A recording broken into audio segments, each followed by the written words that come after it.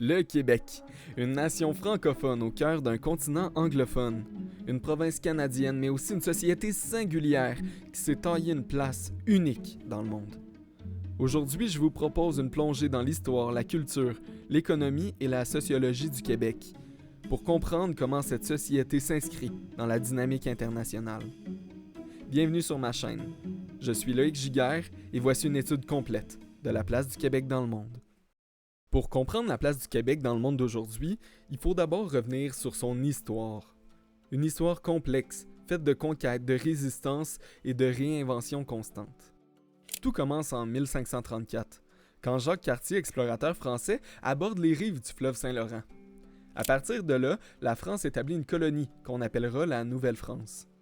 Pendant plus de 2 siècles, les colons français développent une société singulière. Une langue, une culture, un rapport au territoire qui se distingue des autres colonies européennes en Amérique. Mais en 1763, tout bascule. La guerre de 7 ans oppose la France et l'Angleterre et se conclut par le traité de Paris. La France cède la Nouvelle-France à l'Empire britannique. Les francophones deviennent alors une minorité dans un vaste empire anglophone. C'est le début d'une longue lutte pour préserver leur langue, leur culture et leur identité. Au 19e siècle, les Canadiens français vivent majoritairement dans des campagnes. La société est structurée autour de l'Église catholique qui encadre la vie quotidienne, l'éducation et même la politique. La priorité est la survie culturelle, protéger la langue, maintenir les traditions et résister à l'assimilation. Puis au 20e siècle, tout change avec ce qu'on appelle la Révolution tranquille. Dans les années 1960, le Québec se modernise à grande vitesse.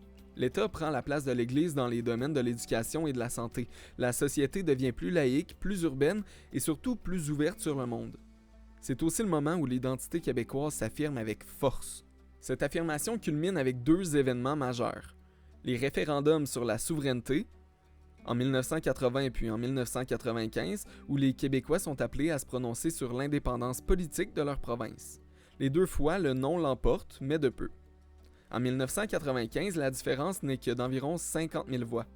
Ces moments marquent l'histoire. Ça montre que le Québec est habité par une volonté de reconnaissance, mais aussi par une division sur la manière d'y parvenir. Vive le Québec libre! Aujourd'hui encore, cette histoire résonne dans la vie quotidienne. Elle explique pourquoi le Québec se perçoit à la fois comme une province canadienne et aussi comme une nation distincte. Une nation qui a dû défendre son existence dans un environnement souvent hostile et qui a su transformer cette fragilité en une force culturelle et politique. Après avoir vu les racines historiques du Québec, intéressons-nous maintenant à sa réalité sociale. Parce que le Québec, c'est beaucoup plus qu'une histoire. En fait, c'est une société vivante, diverse et en constante évolution. La première chose à comprendre, c'est que le Québec est une société francophone en Amérique du Nord. C'est une exception. Autour de lui, tout est anglophone. Le Canada, les États-Unis, le monde des affaires. Être francophone ici, c'est à la fois une richesse culturelle, mais aussi un défi permanent. C'est ce qui explique les politiques linguistiques strictes, comme la Charte de la langue française, qui vise à protéger et à promouvoir le français dans l'espace public. Mais le Québec, c'est pas juste des francophones non plus. C'est aussi une pluralité identitaire. On y trouve une communauté anglophone bien ancrée, particulièrement à Montréal, mais aussi des nations autochtones, présentes bien avant l'arrivée des Européens et qui continuent aujourd'hui de réclamer reconnaissance et justice, avec raison. Il faut aussi ajouter à ça l'immigration, qui joue un rôle croissant dans la démographie et la culture québécoise. Chaque année, des dizaines de milliers de nouveaux arrivants s'installent au Québec. Contrairement au reste du Canada qui met souvent l'accent sur le multiculturalisme, le Québec met plutôt en avant l'intégration à la société francophone. L'idée, c'est que peu importe d'où on vient, on peut devenir québécois, mais en français. Ça crée parfois des débats, voire des tensions, sur la façon dont on définit l'identité collective.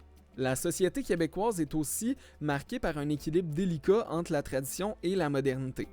D'un côté, il y a la mémoire de la ruralité, de la religion catholique, puis d'un long combat pour la survie culturelle. De l'autre, il y a l'urbanité, l'ouverture sur le monde et les luttes sociales modernes, soit le féminisme, les droits des personnes LGBTQ+, la justice climatique. C'est une société qui s'est profondément transformée en quelques décennies seulement. Il faut aussi parler de son rapport au Canada et au reste du monde. Le Québec se voit comme une société distincte. Il partage une partie de son destin avec le Canada, mais il garde aussi cette impression d'être une minorité qui doit constamment se faire reconnaître. À l'international, ça se traduit par une volonté d'exister par lui-même, soit par sa langue, sa culture, ses institutions et ses prises de position diplomatiques. En gros, la sociologie du Québec, c'est l'histoire de notre peuple qui cherche à concilier l'identité et la diversité, et l'enracinement ainsi que l'ouverture. C'est une société qui se définit à travers ses différences, mais qui, en même temps, s'inspire des grandes dynamiques mondiales. Après l'histoire et la sociologie, il faut aussi s'intéresser à un autre aspect fondamental, l'économie du Québec. Parce que l'économie, c'est ce qui relie directement le Québec au reste du monde, et qui façonne aussi son avenir. D'abord, parlons de ses ressources naturelles. Le Québec, c'est un territoire immense, riche en forêts, en minéraux, puis surtout en eau. L'hydroélectricité, c'est sans doute son plus grand atout. Grâce à ses barrages, le Québec produit une énergie renouvelable, abondante, propre et exportable. C'est cette ressource énergétique-là qui fonde un pilier de l'économie locale, mais aussi une carte de visite internationale, notamment dans les discussions sur l'environnement et la transition énergétique. Ensuite, il y a l'industrie et l'innovation. Le Québec a développé des pôles de savoir-faire reconnus dans le monde entier. Dans l'aéronautique, par exemple, avec Bombardier. Le Québec se positionne comme un acteur majeur. Dans le secteur du numérique et du jeu vidéo, Montréal est devenu un hub mondial avec des studios comme Ubisoft qui attirent des milliers de créateurs. Puis dans le domaine de l'intelligence artificielle, le Québec est en pointe avec des chercheurs de renommée internationale. Mais l'économie québécoise se limite pas juste à la technologie. Ça s'inscrit aussi dans les grands échanges commerciaux. Les États-Unis sont de loin son principal partenaire, en raison de la proximité géographique et des accords comme l'ALENA, aujourd'hui devenu l'ACEUM. L'Europe est également un partenaire clé, notamment grâce à l'accord économique et commercial global. Et bien sûr, la francophonie ouvre aussi des portes dans le monde. Le tourisme et la culture représentent aussi une force économique. Montréal et Québec attirent chaque année des millions de visiteurs, séduits par les festivals, la gastronomie, la nature et la richesse culturelle. Des institutions comme le Cirque du Soleil sont devenues des symboles mondiaux de créativité québécoise. Mais c'est pas totalement simple. L'économie du Québec fait face à plusieurs défis aussi. Premièrement, il y a une dépendance forte au marché nord-américain. Quand les États-Unis ralentissent, le Québec en subit directement les conséquences. Ensuite, la mondialisation pousse à une adaptation permanente, ce qui peut fragiliser certains secteurs traditionnels. Enfin, la question démographique. Avec une population qui vieillit, ça pose un défi majeur pour la main-d'œuvre et la croissance du Québec. En somme, l'économie du Québec est une économie riche, innovante et ouverte, mais qui doit constamment jongler entre son ancrage local et les réalités de la mondialisation.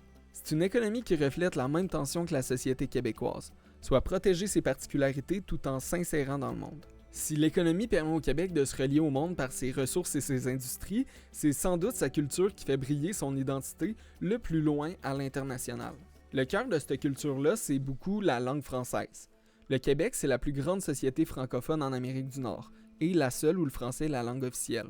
C'est un élément identitaire central, une véritable colonne vertébrale. Défendre et promouvoir le français, c'est beaucoup plus qu'une question linguistique.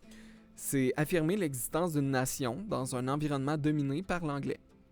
Puis cette bataille linguistique quotidienne devient aussi un outil diplomatique, parce que le Québec se présente comme un acteur essentiel de la francophonie mondiale. Mais notre culture ne se résume pas à notre langue. Elle s'exprime de multiples façons. En musique, le Québec a donné au monde des artistes de renommée internationale, comme Céline Dion, mais aussi une multitude de chanteurs et groupes qui exportent une identité musicale unique. Dans le domaine du spectacle, comme j'ai dit plus tôt, le Cirque du Soleil est devenu un phénomène planétaire, symbole de créativité et d'audace. Au cinéma, des réalisateurs comme Denis Arcand, Xavier Dolan ou Jean-Marc Vallée ont porté la voix du Québec sur les écrans du monde entier. Dans la littérature, des auteurs comme Michel Tremblay, Gabriel Roy ou Dany Laferrière, élus à l'Académie française, illustrent la diversité et la richesse de cette production culturelle. Et la culture est profondément hybride. Elle mélange des influences françaises, bien sûr, mais aussi américaines, autochtones, caribéennes et issues de l'immigration récente. C'est cette hybridité qui fait la force de la création québécoise. Elle est enracinée dans une histoire, mais elle n'hésite pas à s'ouvrir puis à se transformer. Le Québec se sert aussi de la culture comme d'un outil diplomatique. Depuis les années 60, il développe une économie culturelle active. Il dispose de délégations à l'étranger. Il organise des échanges, puis il joue un rôle clé dans l'organisation internationale de la francophonie. Ce réseau francophone-là permet au Québec d'exister politiquement sur la scène internationale, même s'il n'est pas un État indépendant. Au fond, la culture et la francophonie sont pas juste des expressions artistiques ou linguistiques. C'est des leviers de reconnaissance. Elles permettent au Québec de dire au monde qu'on existe puis qu'on a une voix, puis qu'on a quelque chose d'unique à offrir aux autres. C'est peut-être là que se situe sa plus grande force internationale, dans sa capacité à transformer une position minoritaire en une puissance culturelle qui rayonne beaucoup au-delà de ses frontières. Après avoir exploré l'histoire, la société, l'économie et la culture, il est temps de se demander c'est quoi la place du Québec dans le monde d'aujourd'hui. Le Québec a un statut particulier. C'est pas un pays souverain, mais il agit pourtant sur la scène internationale comme s'il en était un par certains aspects. Depuis les années 60, il s'est doté d'un ministère des Relations internationales, puis il dispose aujourd'hui de délégations dans plusieurs grandes villes du monde, soit Paris, Bruxelles, New York, Tokyo, Dakar et bien d'autres. Ces délégations jouent un rôle diplomatique, économique et culturel. Cette présence internationale est renforcée par son implication dans la francophonie. Le Québec est membre à part entière de l'Organisation internationale de la francophonie, aux côtés d'États souverains. C'est un cas unique dans le monde. Une province qui participe à une organisation internationale. Cette exception-là traduit la reconnaissance d'une réalité culturelle forte, puis ça permet au Québec de défendre sa vision et ses intérêts dans un cadre global. Un autre domaine où le Québec se démarque, c'est l'environnement. Grâce à son hydroélectricité, il peut se présenter comme un modèle de production énergétique propre. Sur la scène internationale, ça donne au Québec une crédibilité particulière quand il s'agit de discuter de transition énergétique et de lutte contre les changements climatiques. Montréal a d'ailleurs accueilli plusieurs grandes conférences internationales sur ces enjeux-là. Mais le Québec échappe pas aux défis de notre époque. La mondialisation exerce une pression constante sur son économie et sa culture. Le bilinguisme et le poids dominant de l'anglais représentent toujours un défi pour la survie du français. La démocratie, avec une population vieillissante et un besoin croissant d'immigration, oblige le Québec à redéfinir son identité collective. Et enfin, la place politique du Québec dans le cadre du Canada reste une question ouverte, marquée par une tension permanente entre le désir d'autonomie et les contraintes fédérales. Malgré tout, le Québec continue de se projeter vers l'avenir. Sa jeunesse est connectée au monde, ouverte aux luttes globales comme l'égalité, la diversité et la justice climatique. Les artistes, les chercheurs, les entrepreneurs et les militants québécois participent de plus en plus aux débats internationaux en portant une voix originale. En somme, le Québec dans le monde d'aujourd'hui, c'est une société qui cherche à exister par elle-même, tout en reconnaissant qu'elle fait partie d'ensembles plus vastes, le Canada, l'Amérique du Nord et la francophonie. Une société qui n'a pas peur d'affirmer ses particularités puis qui transforme sa différence en force. Alors, me direz-vous, quelle est la place du Québec dans le monde? Ben, est unique. Des fois, est fragile, mais est surtout profondément vivante. Et c'est cette vitalité-là, cette énergie qui fait du Québec une société à part, mais jamais à l'écart. Merci d'avoir suivi cette exploration-là avec moi. Si vous avez aimé cette vidéo, abonnez-vous à ma chaîne et laissez un commentaire. Je suis Loïc Giguère et je vous dis à très bientôt pour une nouvelle plongée au cœur des sociétés du monde. Si vous aimez ce que je fais et que vous voulez m'encourager à continuer à créer du contenu de qualité, vous pouvez me soutenir directement sur ma page buymeacoffee.com/Loïc Giguère. Chaque contribution, petite ou grande, m'aide à investir plus de temps, plus de recherche et plus de passion dans mes vidéos. Le lien est dans la description. Et croyez-moi, chaque café compte. Merci infiniment pour votre soutien.